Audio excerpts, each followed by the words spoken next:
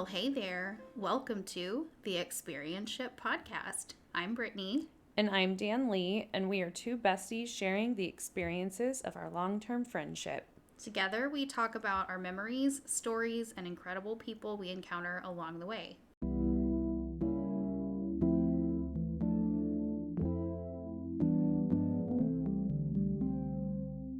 All right, so tonight we have Becca Christensen, the author of I Call Bullshit, Confronting Betrayals and Reclaiming My Self-Worth. So we're very excited to have you today. Hi, because, Becca. Thank you. Hi. Yeah, you helped both of us get our houses. I did. Yes. Our loan officer, queen / branch manager turned author. Yes. And now is sitting here in my house. The house that I helped you buy, but I finally got to see. Yes. I love it. I call her the money lady. Money lady. Yeah. I love that. Yeah, you definitely helped me get my house by myself. And you, two houses? Yeah, You're that's how we met Becca. So you helped me get our first home in 2016. Mm-hmm. And then, yeah, I know, right? And then our second home in 2019. And I'm sad to say I haven't really seen you since then. So I'm excited to reconnect. Yes. And this is a cool way to reconnect. Definitely. Yeah. Yeah. So welcome to the Experienship Podcast, Thank Becca. you. Thank you so much. I'm honored. I was so excited to receive your message. I was like, yes, Yay. absolutely. Do you want to tell us a little, Brittany and I have read the book. We know about the book. Do you want to tell everyone else about the book? Yeah, well, okay, so the word memoir, I think, can be a little intimidating. Either people are like, I know what that is, and I don't like it. Mm-hmm. Or I don't know what that is. Right. So overall, I like to say it's a true story with a little bit of romance, a lot of grit, betrayals, courage, and perhaps a police raid. Okay. And then people are like, Ooh. okay, Yeah. I get all those things. Yeah. So that's how I like to say what it's about. Yeah. I like that. You should write descriptors for TV shows, like the crime scene Yeah, that was TV good. shows. Crime documentaries. I like it. I'll just add that, another feather in my cap. There you go. Well, I loved your book. So, we talked about the podcast and I was like, well, I haven't actually read through the whole thing yet. And so I read through it. And once I started, I couldn't put it down. Thank you. And I mean that. I was really excited about it. I even texted Brittany. I was like, oh my gosh, I just read the end. Yeah, I loved it. It was very inspiring. I was very excited at the end. And I loved all of your words. I think they're very motivating and a lot of people need to hear them. Mm-hmm. And that's why we want to interview you. Awesome. Yeah. Yes. Thank you. Well, and I want to point out something too. I was in your book launch group, but it officially came out in January. Yes. Of 2024. What year were you? Yes, I am. Yeah. What year are is we this? in? I don't know. Yeah. So you've had about 6 months of I guess so, yeah. a full launch. Yeah. Which is exciting. What All have the last 6 months been like? Pretty, well, normal in the sense of, my life didn't change upon book launch, if you will. Yeah. Other than, as we were just discussing, I now have to remember that I'm a published author. Yeah. Because Yes. sometimes that slips my mind.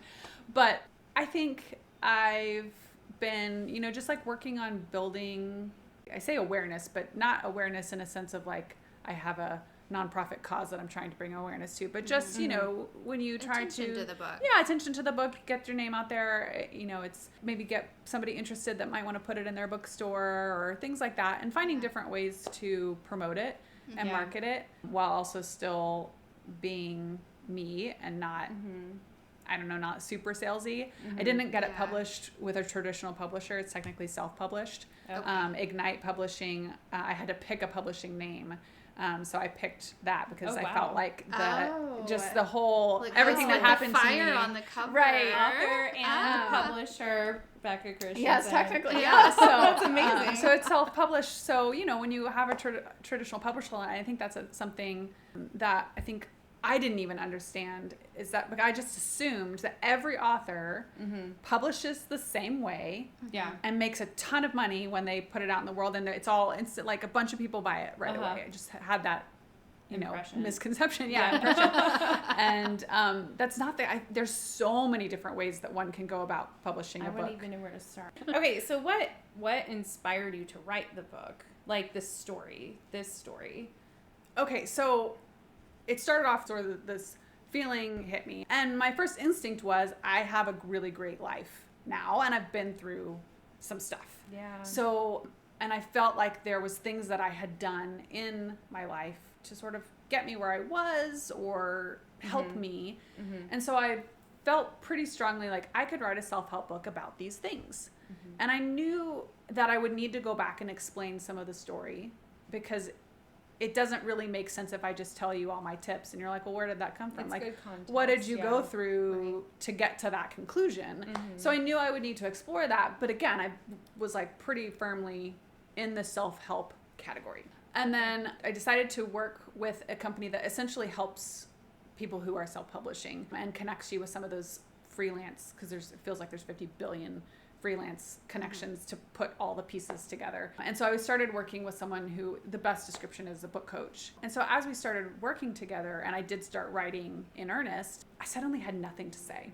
Oh, wow. And I was like, writer's block. That's kind of hard to like, I don't know the tips. I don't know what That's to like, say. it's hard to even like imagine that, because I feel like you just like said everything so well in the book. I'm like, what do you It mean you flowed didn't know really what to well. say? It's so perfect. So that was part of the journey. She would ask me questions too sometimes to figure out like, well, what do we want to talk about? And it was almost like I felt like I was defending my story in some ways. So it was just a really weird combo of things. And as we started discussing it more, talking about like who's my ideal reader and who's reading this and what are they getting out of it, I started to realize that I didn't actually, like, my heart really wasn't in that self-help realm of just like telling you this is what you should take away from the book. Yeah. It was more in the sharing my story, and then you connecting to that however you want. And sort of the analogy was like, if you know, my reader's on a cliff face or rock face and trying to climb up it and they're struggling, I don't want to be at the top or the next plateau screaming down saying, hey, this is what you should do, because they're like, great for you, you're at the top, you know, right. Yeah, or you're at the next easy part. But more so like being on that cliff face rock wall with them and like scooting over and be like, hey, I'm right here with you, girl. That's you know? so I like amazing. And we are the Experienship Podcast. Like, that's our name because we really appreciate experiences and relationships and stories and what people have lived through and their journeys and how they became who they are and everything. And it was just really interesting to learn about your life and really see, I mean, you are really happy, like nice, kind person. Like, it's so cool to just, like you said when you started, to see like you're happy with your life, you love where you are, and to look back at everything that, you know, you've experienced in your life, and you can be here. It doesn't have to stay that way or anything like that. I think it's really inspiring for people. It was for me. Thank you. Yeah, it is definitely inspiring. Yeah. Well, it was a fun book, and it's like kind of easy read, but also not in certain ways. And so it's one of those that doesn't make you feel like it's like completely taking a lot out of you, but at the same time, like you still want to keep reading it. Yeah, I had a lot of people. I would say 75% of the people that read it, either in the launch team or have, you know, read it early on, have very quickly responded back to me with the same, I couldn't put it down. Well, yeah, I messaged you stop. right away when I finished. I was like, Becca, oh my gosh, I just finished it. And I was just like, I have to tell you. Yeah. I just finished it. I'm so excited. So that was a really cool feedback. And then I think you're right. People have experienced it in different ways, and it's not necessarily hard to read as far as being very intense with the words. Yeah. Is my best way to say it. But I mean, part of that is the perspective that it's written from. Exactly. But I mean, there are some things in there that I could see might be triggering, which I debated with, like putting some sort of warning at the beginning, which is why I made the note just to at the beginning, just to sort of reference, like, hey, some of this stuff may be hard to read for some people, just depending on what you've experienced in your life. Yeah, but also the rawness is important, right? Yeah. It's on that cliff side by side. Yeah. Like, that's what people actually go through. It's not sugarcoating it. It's real. So I really liked, in terms of how you split the stories, and each chapter was kind of like, okay, we're going to talk about childhood, and then we're going to talk about my relationship, your adult relationship, and you have them coexisting together in the book, and they really align up a lot. There's a lot of parallels between the two. Well, and the way it connected to, like, kind of in the middle, like, it Right. all merged together was really interesting. So what made you decide to write it like that? Was that a part of the coaching, or was that something that you had just decided? I was not decided initially.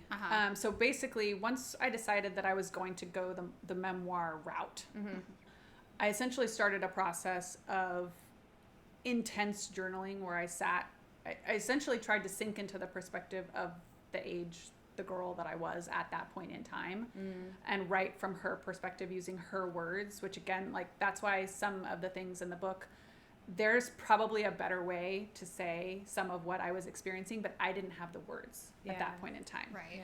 So it was just a process of getting it out. And I would just sink in, and I would journal, and I would just write until I felt like I was done on any given day. Sometimes I would write a couple times, sometimes I would skip, but I was writing a lot.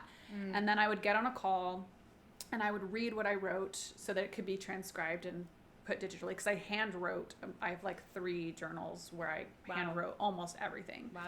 It just felt better for me. That was my process. That's how you work. Yeah. And then from there, my coach would ask follow-up questions, because you don't hit all the things and the details or clarify something. And so all of that then would be transcribed, and we would have it sort of saved. And so we went through the period of just writing. And of course, when we would have a time where I would share, that would sometimes bring up additional questions, and sometimes those questions could be answered right away, and sometimes it was take that back, that's another journal prompt for the following week. So it was a matter of getting it all out, and then once all of it was out, it was a matter of starting to put the pieces together. And so you made the puzzle, but you had to put it together.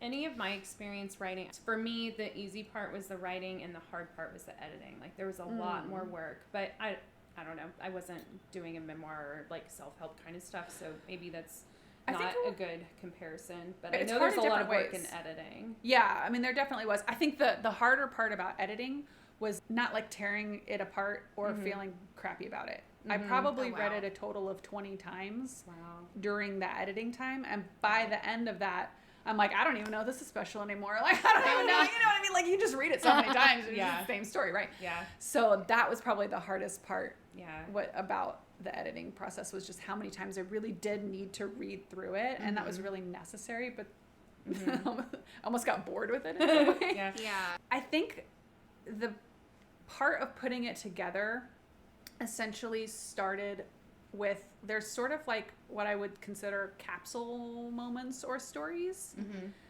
And some of them fit together, and then some of them are like, essentially I had a big board and I had each of the stories, because we sort of we had a draft. It's a lot of stories. Yeah, it's a lot of put together. little things put together.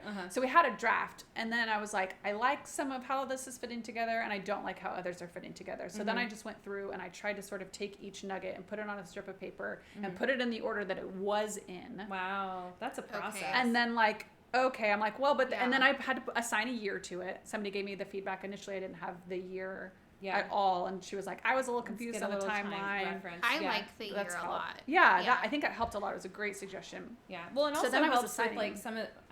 I don't know how you feel about like spoilers, but some of the ways you talked about things in the book, like the knowing the era or the year or the time, kind of helps like understand like what you were doing and what you were, how you were handling things and how you were talking to people and things like that. Because at the time it was different. It's a good point. You can be like, oh, this was back in this time. Can you remember what that year was like? 2007. I know. But starting to put those pieces together. And I think the reason, I think that we agreed that the most shocking element was the sort of the storyline that we start with.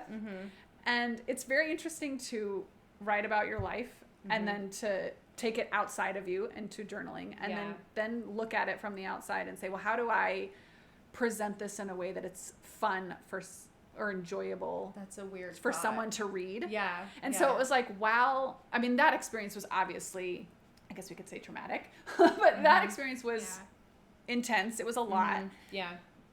that wasn't like going back and looking at all the things that were like really, really cut deep when it came time to me really working through things. That actually, surprisingly, wasn't one of the things that was one of my I had to work through the hardest. Was how was it reliving these experiences in writing? Yeah, that's a whole nother thing. But that's why we started there. And then we realized, okay, well now we've got to go back and explain like how the heck did we get there? Because if we just place me in this weird relationship, you're like, well, why the hell is she with this guy? Yeah, right. And I'm like, well, then you had to understand the backstory of how the heck I even ended up in that relationship. Yeah. So back to the reliving. I mean, it was intense. I knew it would be intense. It was more intense than I thought it would even be. There were times when I was bawling and could barely see the pages. There were times where I sunk into what I was doing. I was so zoned in that I would finish writing, but I didn't really remember what I wrote. I just kind of had a feeling with me, and often I would need to go like outside for a little walk around our property or something just to sort of release some of that energy. But then I would go back and I would read it out loud, and again, I didn't remember what I wrote, and I would read it back and I'm like, holy cow. That's crazy. There were times where memories that had been suppressed resurfaced and I wrote about them. And then there were things that I never realized. Like I knew them in my head, or I had, I remember seeing them or experiencing it, but I didn't draw necessarily a lot of connections between things. And even going through and editing it as many times as I did, there were some things that I literally didn't connect the dots. And later you did. Until later editing. Like final, I'm doing the finishing touches and I'm reading this back and I'm like, holy cow, like this makes sense. Look at what I'm saying, what I was feeling at that time. Interesting. So it sounds like you maybe did benefit from the experience in itself, like going through and making yourself pull out those memories, even though it was really painful. Yeah. I mean, Darren and I talked about it a lot because, again, you're like putting your heart and soul on a platter and saying, here, look at it. And some people are going to love it and some people are not going to like it. That's not for everyone. So sort of being okay with that. But I think the bottom line is if no one bought it or it didn't help anyone, which I know is not true, but if that was the case, it was still worth doing it for because yourself. I grew a ton through it and that's amazing. Released a lot of things through it as well. That's amazing. Yeah. I mean, Brittany and I, like, talking about the book, we noticed a lot of connections throughout the thing, and some of the things that we noticed or one of the questions that rose for me was there's a lot of times in the book that you comment on you doubting your intuition and doubting it, questioning your experience. Is this right? Is this wrong? You felt like something was wrong, but you weren't sure. You were young, so you continued to just go on through it and suppress some things. So you went through a lot of that when you were younger, and then the connection I made was that you also went through that in your relationship with Jason. It was a lot of not knowing, but just going through it. Like, do you feel that there is really a connection in the way your relationship with your dad was and the relationship with Jason was? Do you think they treated you similarly in terms of like making you doubt yourself? Yeah, I do think there's a lot of similarities. It's hard to say like your relationship with your dad is, or your father, I say father more so, your relationship with your father is similar. It's a different relationship. Sure. Yeah. It's a romantic relationship versus a parental relationship. But I think like if you strip it back, there were things that were similar and perhaps some that were different. But I think one of the similarities, as you pointed out, is it's almost like an invalidating of your feelings. There perhaps wasn't as much official gaslighting happening with Jason as there may have been with my father. And I think I can't remember the lady's name, but she's been on several podcasts and I watched several of them. So her like description of the gaslighting is where you're sort of that you have that invalidation of feeling followed by turning it back on you, like, well, you're crazy, you're too emotional, you're like that process. So while with Jason there was still a lot of like invalidation of feelings, there wasn't necessarily always the turning, that final step of that gaslighting. I would say one of the differences though was that Whereas my father may have like if I did something wrong, quote unquote wrong, Right. Yeah. that he thought was wrong. Said was wrong. Yeah. I could either get the silent treatment, or I could get a really angry person. Whereas with Jason, I honestly don't remember him ever being angry or like deliberately like mean in an aggressive way, an angry aggressive way, but definitely like the shutting me out or the so that they both had that element, but there was like maybe a difference in the anger element. Speaking of your dad, one of the things that you mentioned, even though my dad said his visits were normal, my body's reactions told me that he was invading my privacy. So I think that's kind of why we were asking that. Just like, do you feel like the two relationships kind of connected? Because it does really seem like you were put in uncomfortable positions unnaturally and, obviously not at your will. And do you really, to me, it kind of seemed like you were trying to go through your life and be very cautious and careful as a young adult going through your life, like making sure that you don't, after volleyball practice and after all of these things, do you feel like that made you have like a heightened sense of control in your life just overall? Yeah, definitely. Yeah. And that's something I'm still currently working on. Yeah. And to be fair, my sister as well. And that's actually one of the great things about reconnecting with her is we can sort of share this, how we're each working through that control piece, because absolutely you become hyper vigilant of what's going on and what the other person's mood or behavior is, so that you can do your best to manage and control that system so that you stay safe and okay. Or like that, like in a romantic relationship, so that you can read that situation so that hopefully you are more loved, or like that they are willing to be more loving towards you. It's like essentially trying to control the situation so that you can sort of have hopefully an optimal outcome. Yeah, like let's try to make tonight like as fun as possible, right? What can I do to make tonight a happy night? Right. Like what mood do I have to put on or whatever to make that happen tonight? Yeah. Yeah. But also I think other than that, those like the relationships with the men, looking back, I really saw where a lot of the things that I was experiencing, like with my mother as well, it felt like a lot of things were out of control, out of my control. And so I began seeking control in any capacity that I could, even if it was like a really small capacity, because that felt better than having none at all. Yeah. And so that then, of course, manifests itself over time to become more of a habit. I think things at times when we develop a coping mechanism, it's to help us survive and get through something. Yeah. Right. Then we get to a point in our life, hopefully, where we don't actually need that as a primary behavior anymore. Yeah. And so it's kind of like you have to, and something I struggle with, I'm sure it'll come up later, but like being upset at my younger self, like what the heck were you thinking? But being able to say like, hey, you did your best, talking to my younger self to get through that time. And getting through that time meant controlling a lot of things and feeling like you needed to control a lot of things. And in an emergency, like, I'm your girl.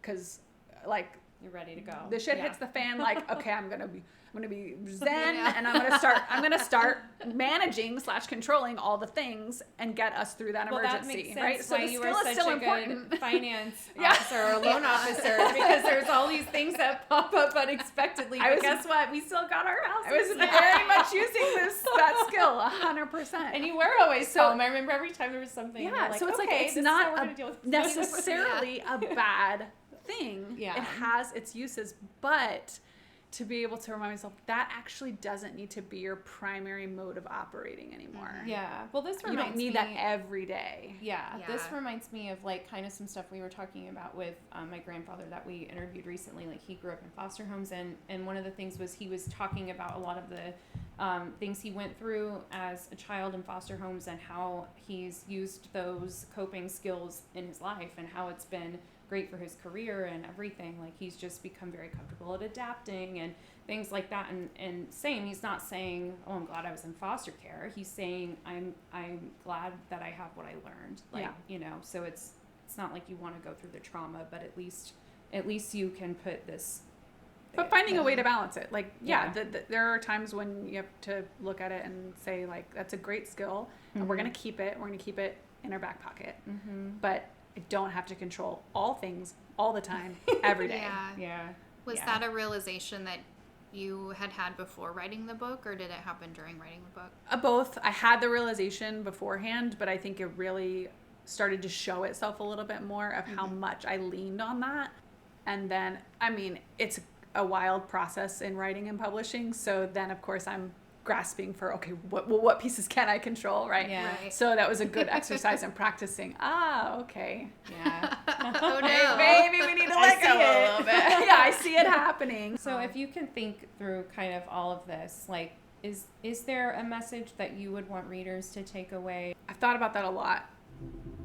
But I think in writing a memoir, one of the things that drew me to it was that my book coaster was like, well, you basically don't have control over what your reader takes away. Yeah. And I was like, That's hard. I don't know about that. That is hard. I don't know if I like that, right? Yeah. But it's funny because I think I've had this quality for a long time. But I like leaned into it. I instinctively knew, was like, I don't like that. That doesn't feel comfortable. That's probably exactly what I need to do then, right?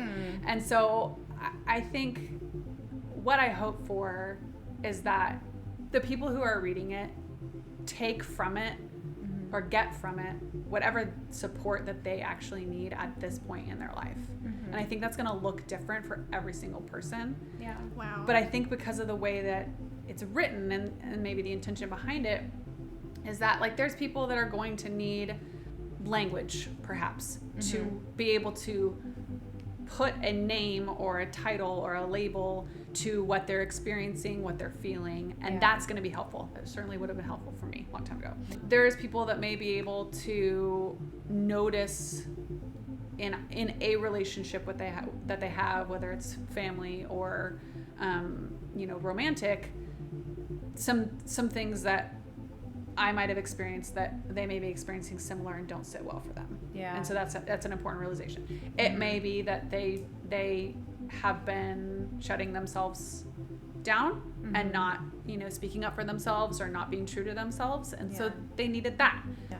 So in the same way that, like, we listen to music and we're like, oh my gosh, You like, connect in I some felt way. I felt that way. Like, this song is exactly how I feel. Those Yeah. words and those lyrics are exactly how I feel. Yeah. I would hope that somewhere amidst the pages that someone is like, oh my God, yeah, that's exactly how I feel. Wow, yeah. And that whatever piece that is, I supports was them. really proud of you to write this. I mean, they're hard stories. Like, it's hard to imagine, like you were saying about what you went through, like, in the writing experience. I can't imagine. And I think it's very brave that you did this, that you put it out there, and like you said, put yourself on a platter for whoever wants to read it and say whatever they want about it. Like, it's a vulnerable position and probably a very hard one, and I think it's incredible. Thank you. It's very commendable. Yeah. I have an interesting question. Okay. It just, like, it hit me when I first started reading it. So everything kicks off with that phone call at the beginning of the book. Do you ever think what would have happened had you not answered the phone while Jason was in the shower? It's a good question. I don't, but I will for the sake of the question. Think about it. It's a little bit like of a bummer to think about. But I think that I was in a place where I thought that was sort of as good as it was going to get. Okay. And had it not unfolded, I mean, even in the book, I flat out get this phone call. Yeah. I flat out have someone telling me this is what's happening. You're like, no, yeah. But I just listen to my husband who tells me, no, this is not how it is. Yeah. And you said, I'm going to have his back no matter what. I'm going to have his back. I'm going to stand by my man. Until literally it all just crumbles down. So, I mean, like, even though it did happen, I still was sort of in denial for a period of time. So I think had it not happened, I mean, I very likely would have just stayed in the relationship. Do you think Stephanie would have tried to reach out to you by chance? I mean, I don't know, because one question is not answering the call. Right. The other question is, like, would she have, like, would she have them different realization? That's true. Are we talking about I didn't get the call because she didn't figure it out, or I didn't get the call because I just flat out didn't answer it, but she was still pursuing figuring it out? So would I have found it out another way? Hard to say. Well, that makes me think of a question. So it seemed like there were maybe some red flags that at the time you probably had no idea were red flags, like the mirrors in Jason's bedroom. Like you wrote that in the book, and I'm thinking, was that one of those, like, well, maybe not instant, right? Like, is that one of those things that connected later? Like, or did it ever connect? I mean, it seems like when I read that, I thought, oh, like, he has some interests and some habits, you know? But I don't know. I mean, that's what I thought too. At the time, you're like, oh, okay, like, this is what's happening. Like, you know? Yeah. So I guess my question is, do you think that was what was happening? Like, there were red flags like that, like the mirrors, or maybe there was like an argument about like no blood, like that kind of stuff. Like, is that stuff that you see now as a red flag?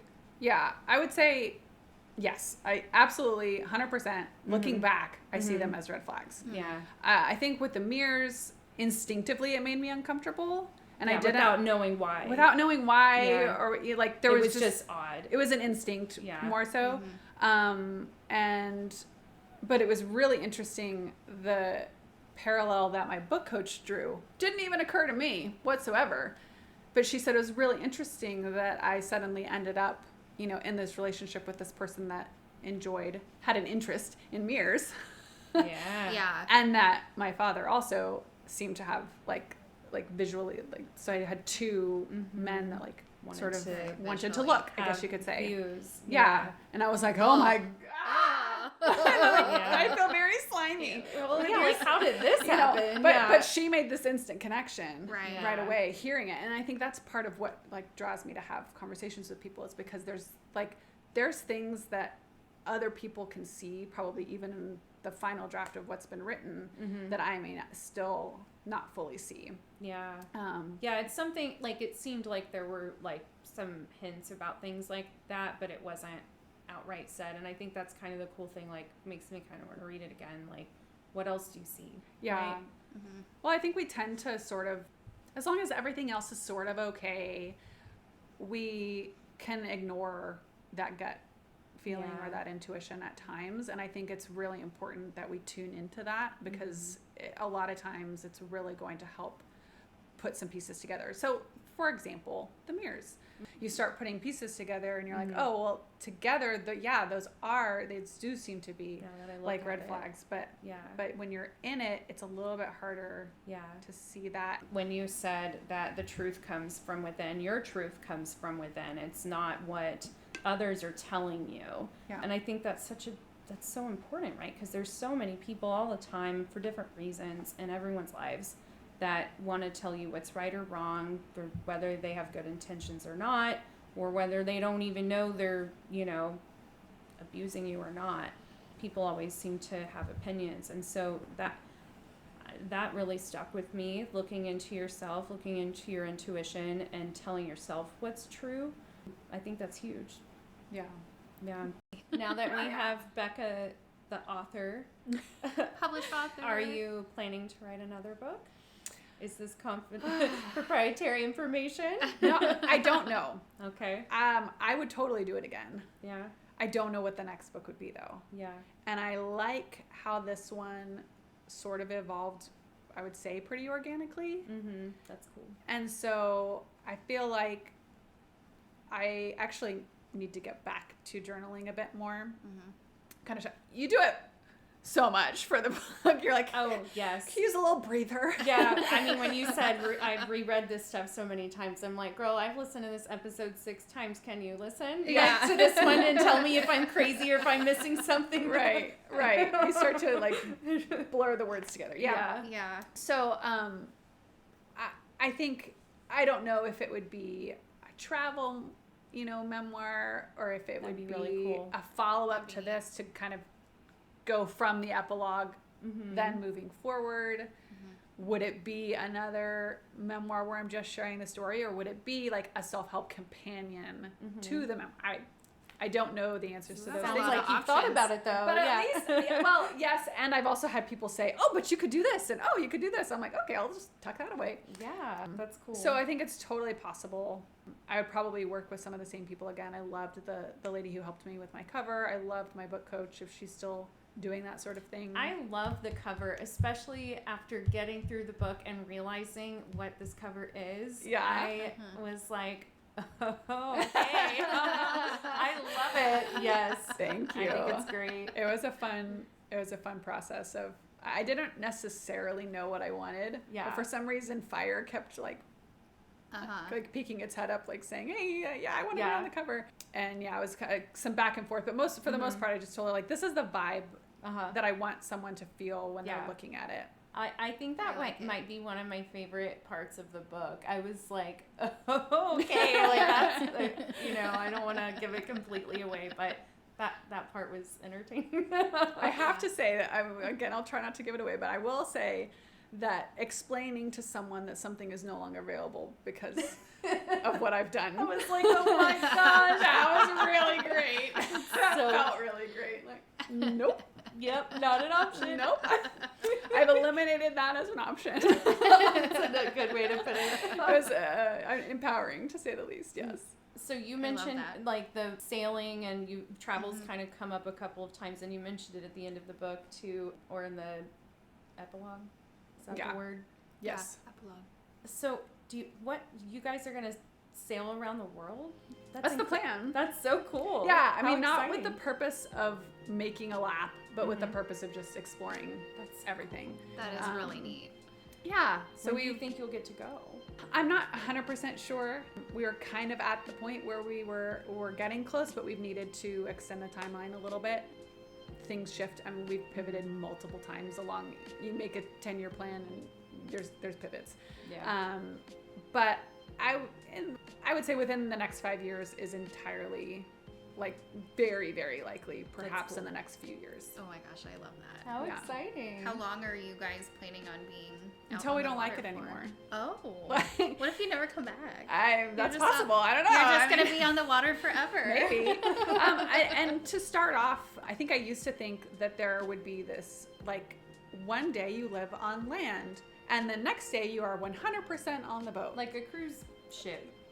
Right? Like a cruise, like if you go on a cruise, you have your days at sea and then your True, days but at like the I port. think I thought that life would just like a light switch. It would be like you live on land and now you live on a boat. But in reality, I think that there may be a transition time where it's like we're on the boat for a month and then we leave it at a marina and we maybe come back and are wrapping some things up and we may be hopping back and forth for a period of time as opposed to being 100% Oh, that's interesting. sailing. Yeah.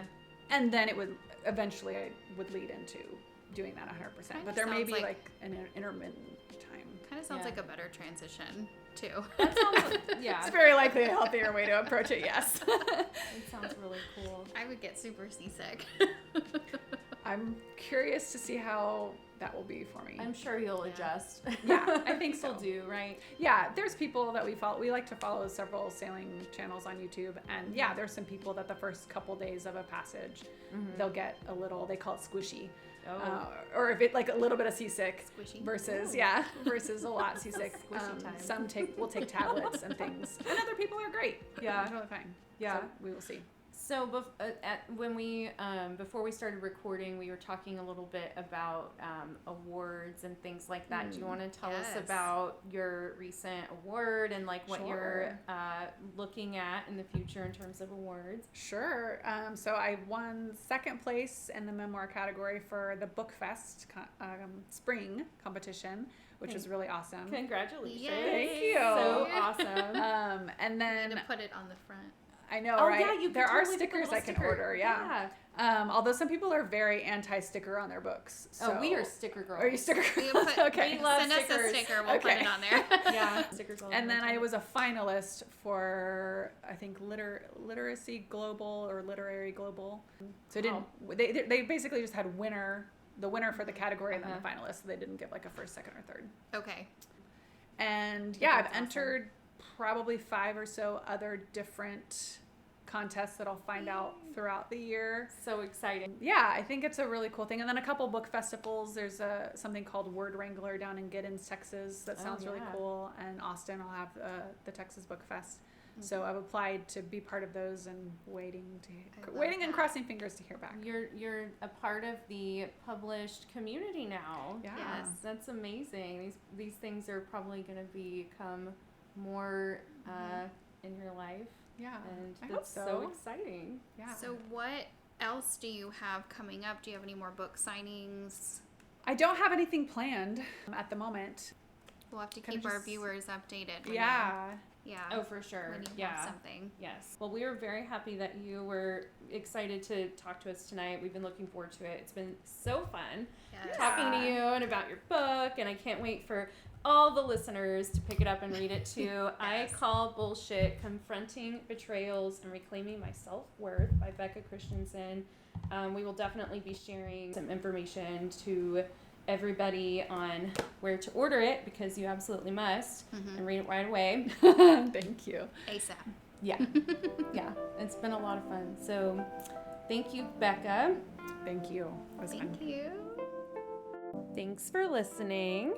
We'll see you next time on The Experienship Podcast. Follow us on Instagram and Facebook. And if you're feeling fancy, leave us a review wherever you stream. Bye.